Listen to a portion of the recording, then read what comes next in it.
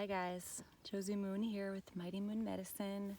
I am showing you today Yarrow, this incredible plant ally. Look how tall she is. That is a powerhouse in the plant kingdom when it comes to her medicinal value. So to ID her, she's got these beautiful white blooms here. They're like little clusters, if you can see, and then with little yellow centers. And then her leaves are kind of a tall tale or a telltale.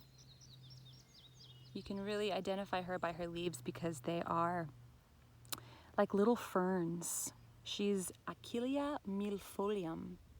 And in Latin, millefolium means 1,000 leaves.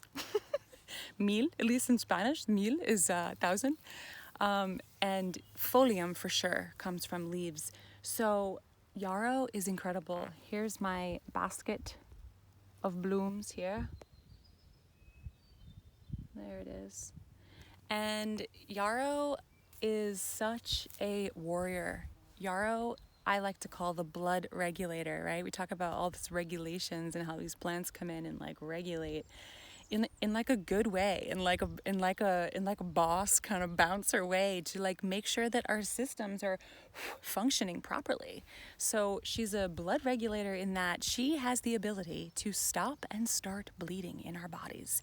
So if you're running around and fall and get this gaping cut on your leg, and maybe it's from like a dirty farm tool, or maybe it's from something that is less than sanitary, if you go and get Yarrow's blooms and kind of just put them right onto your cut, it will stop the bleeding. I kid you not. They used to do this in wars. Soldiers used to use Yarrow to stop the bleeding of their wounds. And it will stop the bleeding, and not only that, it will help with the potential infection that's about to occur because she's antibacterial, she's antifungal, little bee. She is good for acne, so topically she's incredible, antibacterial, antifungal. So she has the ability to stop bleeding, but she also has the ability to start bleeding. So yeah, so if you were to put her up your nose nose might start bleeding. So she also is a diaphoretic, which means that she induces sweating. So to help, with a fever, to bring that sweating on and kind of like help that fever burn out whatever is in your body. She's an excellent ally for that.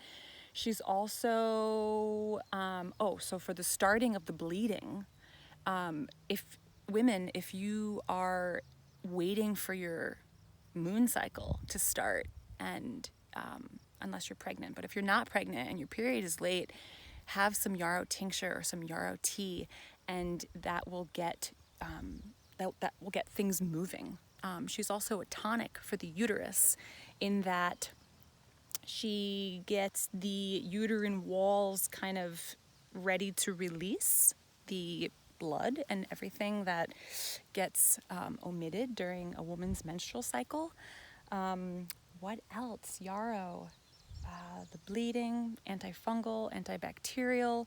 She is good for fevers, I said that, colds, oral health too. She's really good for bad breath, gingivitis, like any kind of bacteria that's growing in our mouth. Like I'll take tincture and just like put a couple drops on my toothbrush and brush my teeth, and really good at just overall mouth health. Or you could like make a gargle and kind of wash or gargle with her and swish your mouth out. So this amazing Yarrow grows everywhere, guys, like fields, mostly fields is where I see her, at least in the Northeast. And I'm sure you can identify her. She has a really, really strong scent is another way to identify Yarrow, which means she's high with she has many high levels of volatile oils in her. So she's actually used as a bug repellent as well. You could put her in bug spray. So she's a really, really quite capable lady. And my mom told me a really interesting story back in 1986 when I was born out in Idaho in the sticks. My mom, about a month after I was born, went to a sweat lodge with a bunch of women and left me outside the sweat lodge, a month old, with one of her trusted sisters. And my mom went in and had her ceremony, and when she came back out, a cup of strong yarrow tea was waiting for her to drink and be replenished and restored because she was breastfeeding me. And so in turn, I got all that yarrow medicine through her milk. And she just told me this like a couple months ago, and I was like, wow, okay, this is all like connecting the dots, like making sense why I feel so connected to these plants and why I feel so like this is my mission in life, to understand them and work with them and then share it so that people can also, if they feel inspired, be connected to these plants as well. So and she's got a cool mugwort story too. When I was in when she was in labor with me, I wasn't ready to come out for whatever reason. And so they did a maksa ritual ceremony, which is like acupuncture, but there's no needles being inserted.